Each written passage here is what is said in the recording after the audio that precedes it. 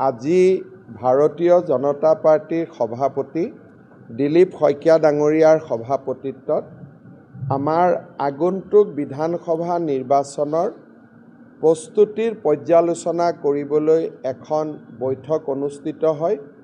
বৈঠকত কেন্দ্ৰীয় মন্ত্ৰী সৰ্বানন্দ সোণোৱাল, আমাৰ প্ৰভাৰী হৰীশ দ্বিবেদী, সাংগঠনিক সম্পাদক ৰবীন্দ্ৰ ৰাজু, আমাৰ নিৰ্বাচনী প্ৰভাৰী বৈজয়ন্তজয় পাণ্ডা আৰু সহপ্ৰভাৰী দৰ্শনাজী তেওঁলোকো উপস্থিত থাকে।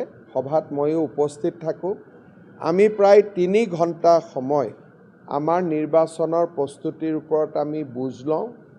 প্ৰধানমন্ত্ৰী ডাঙৰীয়া অসমত 17 আৰু 18 জানুৱাৰীত অহাৰ সম্ভাৱনা আছে। প্ৰধানমন্ত্ৰী ডাঙৰীয়াৰ সভাসমূহৰ বিষয়েও আমি এটা আলাপ আলোচনা কৰোঁ। গৃহমন্ত্ৰী ডাঙৰীয়া 29 জানুৱাৰী তাৰিখে অসমলৈ অহাৰ সম্ভাৱনা আছে। তেখেতৰ ভ্ৰমণ সম্পৰ্কেও প্ৰস্তুতিমূলক আমি বৈঠক অনুষ্ঠিত কৰোঁ আৰু অহা 5 তাৰিখৰ পৰা বিজেপিয়ে গোটেই ৰাজ্যতে ৱাল পেইণ্টিং, আমাৰ দলৰ কমল চিনটোক লৈ আমি ৱাল পেইণ্টিং আৰম্ভ কৰিম। সেই বিষয়েও আমি আলোচনা কৰোঁ আৰু দলৰ বিভিন্ন মিত্ৰতা, প্ৰাৰ্থী নিৰ্বাচনৰ প্ৰক্ৰিয়া, সাম্ভাব্য নিৰ্বাচনৰ তাৰিখৰ প্ৰতি লক্ষ্য ৰাখি কোন কোন নেতাক আমি প্ৰচাৰত মাতিব লাগিব, গোটেই কথা বতৰাবিলাক আমি প্ৰায় 2 ঘণ্টা 3 ঘণ্টা সময় ধৰি আলোচনা কৰোঁ। আলোচনা খুব প্ৰডাক্টিভ আছিলে, ভাল আছিলে আৰু এক প্ৰকাৰ বিজেপি নিৰ্বাচনৰ বাবে প্ৰস্তুত হৈছে। সেইটো 2টা দলৰ বিষয়বস্তু আৰু কংগ্ৰেছে 50,000 বিচাৰিছে, ৰাইজৰ দলে 25,000 বিচাৰিছে। ৰাইজৰ দলে নন ৰিফাণ্ডেবল কৈছে, কংগ্ৰেছে মিত্ৰ দলক ৰিফাণ্ডেবল বুলি কৈছে। এইটো তেওঁলোকৰ দলীয় বিষয়, তাত আমি কমেণ্ট দিয়াটো উচিত নহয়। নিশ্চিতভাৱে প্ৰত্যেকগৰাকী বিজেপিৰ বিধায়কে টিকট পাব, তাৰ নিশ্চয়তা কোনেও দিব নোৱাৰে। 5 বছৰৰ কাৰণে বিধায়ক হয়, পিছৰ 5 বছৰ জনপ্ৰিয়তাৰ ওপৰতে দলে টিকট দিয়ে। আমাৰ ইয়াত এপ্লিকেশ্যনৰ ছিষ্টেম নাই, আমি কাৰোৰ পৰা আবেদনো নলওঁ। গতিকে আমাৰ নিৰ্বাচনত কোনে টিকট পাব, বুথ কমিটিৰ পৰা ৰাজ্যিক নিৰ্বাচনী কমিটিলৈকে এটা প্ৰক্ৰিয়াৰ মাজেৰে নাম আহে। ৰাজ্যিক নিৰ্বাচনী কমিটিয়ে সেই নাম 2টা 3টা প্ৰত্যেক সমষ্টিৰ বিপৰীতে দলৰ সংসদীয় বৰ্ডলৈকে আমি প্ৰেৰণ কৰোঁ আৰু তাৰ পিছত তাতে সিদ্ধান্ত হয়। সংসদীয় বৰ্ডৰ সভাত কি সিদ্ধান্ত হ'ব 2 মাহ আগতে তাক কোনেও ক'ব নোৱাৰে। তেওঁলোকে কি সিদ্ধান্ত ল'ব সেইটো 2 মাহ আগতে সিং ডাঙৰীয়া বহিব। সেই সভাখনত কি সিদ্ধান্ত হ'ব 60 দিন 90 দিন আগতে কেনেকৈ কোনোবাই ক'ব পাৰিব? মই সেইটোকে কৈছোঁ যে সংসদীয় দলে কি সিদ্ধান্ত ল'ব তাক মুখ্যমন্ত্ৰী বা দিলীপ শইকীয়াই আপোনালোকক ক'ব নোৱাৰে। কিন্তু দলৰ এটা সাধাৰণ নীতি থাকে বিজেপিৰ, অসম বুলি নহয় দেশতে, যে আমি মহিলা আৰু যুৱকক অগ্ৰাধিকাৰ দিওঁ। সেইকাৰণে আজি আমাৰ ৰাষ্ট্ৰীয় সভাপতি নীতিন নবীন ডাঙৰীয়াৰ মাত্ৰ 45 বছৰ। তেওঁ ভাৰতীয় জনতা পাৰ্টিৰ আজি ৰাষ্ট্ৰীয় কাৰ্যকৰী সভাপতি হৈছে। তাৰ মানে কি যে দলে নতুন মুখক সদায় প্ৰাধান্য দিয়ে, কিন্তু অসমৰ ক্ষেত্ৰত কেইখন মুখক দিব, কিমানক দিব, তাক অকল সংসদীয় বৰ্ডেহে ক'ব পাৰিব। সেই বিষয়ে কোৱাৰ কিবা যদি মই কওঁ, সেইটো মই মোৰ অধিকাৰত নথকা কথা এটা খালি আপোনালোকক সন্তুষ্ট কৰিবৰ কাৰণে ক'ব লাগিব যে সুধিছে যেতিয়া কিবা এটা কওঁ। কিন্তু তাৰ কোনো মই কোৱা কথাটো যে সঁচা হ'ব তাৰ কোনো গেৰেণ্টি নাই। BTADত মিত্ৰতা সম্পৰ্কটো আজি আমাৰ বৈঠকত আলোচনা হৈছে।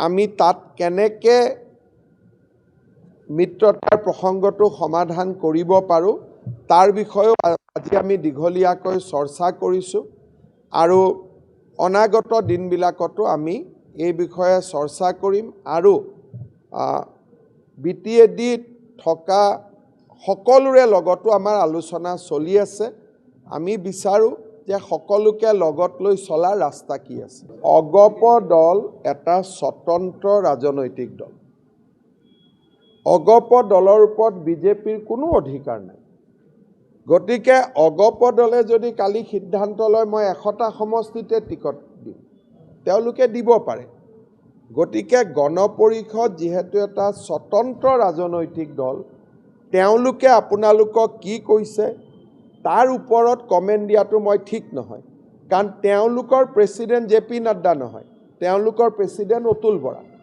গতিকে এজিপিয়ে যিমান টিকট দিব খোজে নিশ্চিতভাৱে দিব পাৰে কিন্তু যদি বিজেপিৰ লগত লগলাগি টিকট দিয়াৰ কথাটো হয় তেতিয়াহলে অতুল বৰা আৰু দিলীপ শইকীয়াৰ মাজত বৈঠক হ'ব লাগিব তাৰ পিছতহে কথাটো ওলাব যে কোনে কেইখনত খেলিব কিন্তু এজিপিয়ে যদি কয় যে নহয় বিজেপিৰ জায়গাত থাকিব আমি 100খনত খেলিম আমিতো বাধা দিব নোৱাৰো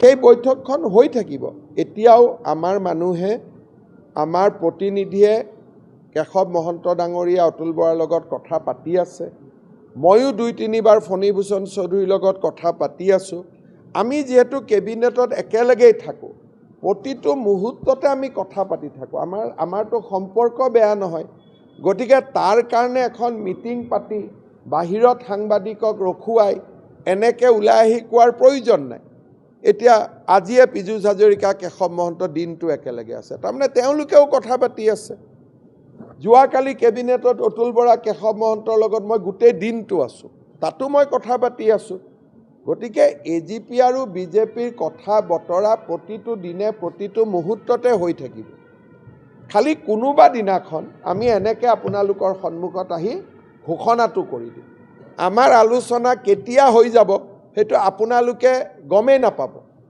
কাৰণ যেহেতু আমি সদায় বহি থাকো যেনেকে নিজৰ ভাই ককাইকৰ মাজত ঘৰতে বেডৰুমত বহে টিভি চাউতে বহে ডাইনিং ৰুমত বহে তেনেকে আমি সদায় বহিয়ে থাকো সেইকাৰণে ৰাইজৰ দল বা কংগ্ৰেছৰ যেনেকে বৈঠক হয় আমাৰ এজিপিৰ লগত কোনো বৈঠক নহয় মোৰ ঘৰৰ সন্মুখতে অতুল বৰা থাকে বলে অতুল দা বলক 2 ৰাউণ্ড খোজ কাঢ়ো তাতে আলোচনা হৈ যাব যেতিয়া আনুষ্ঠানিক দৰকাৰ হ'ব একেবাৰে লাষ্টত দুইটা দল বহিব এজিপি অফিসত বা বিজেপি অফিসত ওলাই আহি দুইজন সভাপতি আপোনালোকক জনাব সেইটো এটা বেলেগ দিন কিন্তু আলোচনা আমি আজি 3 মাহৰ পৰা কৰি আছো কোনে কেইটা সিটত ইলেকশন খেলিব এজিপি দলে তেওঁলোকৰ কথা কৈছে আমি আমাৰ কথা কৈ আছো আৰু আমাৰ কেইবাজনো মন্ত্ৰীয়ে এজিপিৰ লগত কথা বতৰা পাতি আছে মোৰ আৰু দিলীপ শইকীয়াৰ পৰ্যায়ত এতিয়ালৈকে আমি কথা পাতা নাই কিন্তু আমাৰ মন্ত্ৰীসকলে তেওঁলোকৰ লগত সদায় পাতি আছে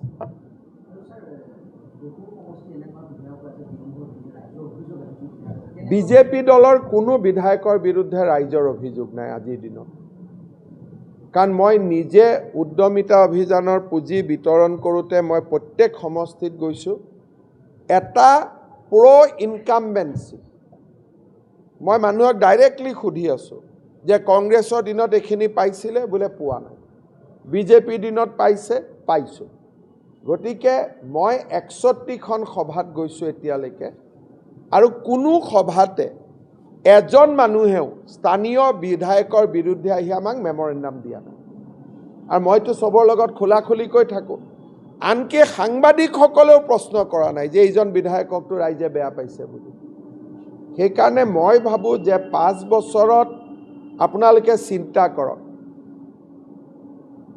300ৰ পৰা 500 নামঘৰত প্ৰতিজন বিধায়কে অনুদান দিছে প্ৰত্যেক 5 বছৰ প্ৰত্যেক ভাদ মাহত আমাৰ বিধায়কসকলে খৰাই দিছে অগণন আঁচনি কৰিছে প্ৰত্যেক সমষ্টিতে 35,000 পৰিয়ালে অৰুণোদয় পাইছে প্ৰত্যেক সমষ্টিতে 35,000 পৰিয়ালে মহিলা উদ্যমিতা পাইছে প্ৰত্যেক সমষ্টিতে 1000-2000 লৰাই বিনা পইচাত চাকৰি পাইছে সেইকাৰণে আমাৰ কোনো বিধায়কৰ বিৰুদ্ধে কতো এন্টি ইনকামবেন্সি মই দেখা নাই য'ত সমষ্টিয়ে নোহোৱা হৈ গ'ল ডিলিমিটেশনৰ কাৰণে সেইটো বেলেগ কথা।